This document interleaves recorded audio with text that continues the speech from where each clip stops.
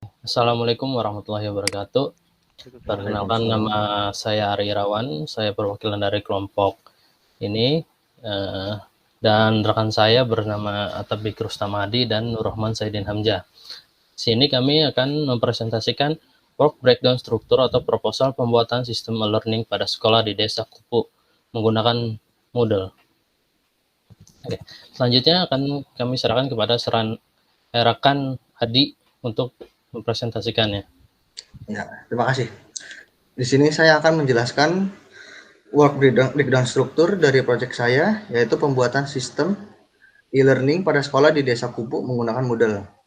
Tujuan dari proyek ini adalah untuk membuat sistem e-learning pada sekolah di desa-desa dengan menggunakan Moodle. Karena menggunakan Moodle memungkinkan para siswa melakukan kegiatan e-learning tanpa harus menggunakan internet. Sebelum ke alasan kenapa kami memilih Moodle dalam proyek ini, saya jelaskan terlebih dahulu apa Moodle ini.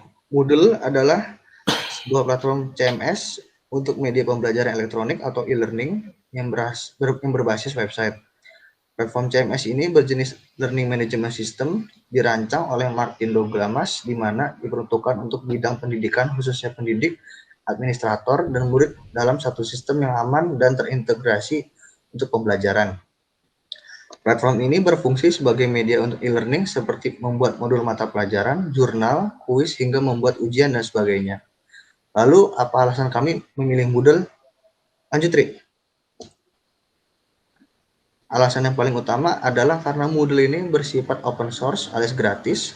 Lalu alasan lainnya, karena Moodle ini mudah digunakan, fleksibel, aman, dapat dikustomisasi, mobile friendly alias bisa digunakan melalui smartphone, dan mendukung berbagai bahasa. Dari mana? Dari Alasan? kenapa memilih Moodle ya?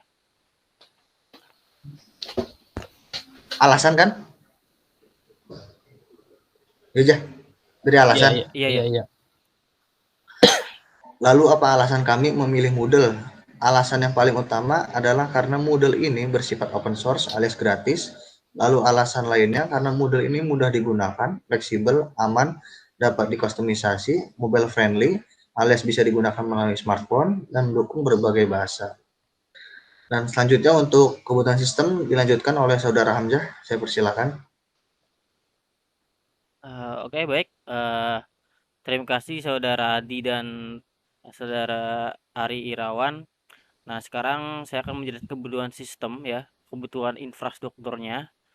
Yang lebih tepatnya kita di sini menggunakan dua server dengan spesifikasi yang sama.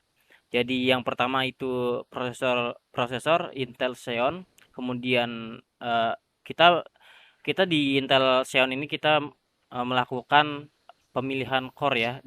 Minimal kita akan menggunakan 4 core 8 thread. Cuman lebih baik itu 8 core 16 thread kalau misal satu server. Nah, kemudian ini kan dua server ya. Jadi kita menggunakan 4 core 8 thread untuk sistem server e-learning ini. Nah, kemudian RAM juga 8 GB dan 8 GB ini dikali 2 ya. 8 GB jadi 16 dibagi 2. Jadi satu server itu 8 GB. Kemudian storage-nya menggunakan SSD 240 GB untuk website dan 480 GB untuk database-nya. Kemudian ada NIC atau LAN card-nya menggunakan gigabit Ethernet. Kemudian eh, kita menggunakan dua router, yaitu ini dua router, satu router Mikrotik RB30 11 UIAS RM. Kemudian yang kedua itu sebagai router distributornya menggunakan RB950. Kemudian ada perlengkapan infrastruktur jaringan yang lain, yaitu diantaranya switch, TP-Link, bertipe SF 1009P 9 port, kemudian access point tenda N301 wireless, N300, kemudian yang terakhir itu adalah kabel LAN. Nah, kemudian kita di sini menggunakan software atau nanti yang akan kita konfigurasi software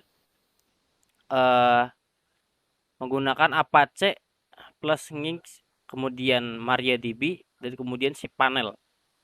Dan kemudian yang terakhir itu adalah ada PHP. Kita PHP di sini menggunakan PHP versi 7.1 atau di atasnya. Nah, selanjutnya untuk estimasi waktu ini saya berikan ke saudara Ari Irawan untuk menjelaskannya. Waktu dan tempat saya persilakan. Oke, terima kasih rekan Hamzah. Di sini ada estimasi waktu. Oke. Proyek dimulai dari 4 April 2022. Nah, kemudian target proyek akan selesai dari 15 April 2022. Di sini ada jadwal, website number, text title, text owner, dan durasinya. Dan per minggu. Oke, yang pertama ada analisis sistem. Analisis sistem dikerjakan oleh saya sendiri, Ari, selama 2 hari. Dan kemudian yang kedua ada desain sistem dikerjakan oleh Hamzah, juga selama 2 hari. Kenapa 2 hari? Karena di desain itu kita harus benar-benar teliti untuk mengerjakannya. Jadi sehingga tidak ada kesalahan dalam topologinya nanti. Dan yang ketiga ada pemasangan server, router, AP, dan kabel.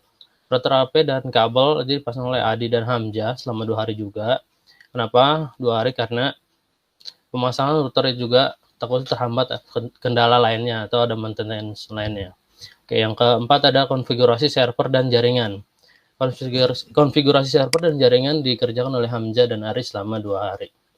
Dan yang kelima pengujian konfigurasi Adi dan Hamzah selama 3 hari. Jadi total pengerjaan proyek tersebut adalah 11 hari. Nah, bisa dilihat dari tabel Excel berikut. Oke, terima kasih. Sekian presentasi WBS project kita yang bisa dilihat dari PPT ini. Apabila banyak kesalahan, kami mohon maaf dari salah kata. Dan kami bertiga ingin mengucapkan Kami bangga kuliah di STM Teknik Isale. Isale.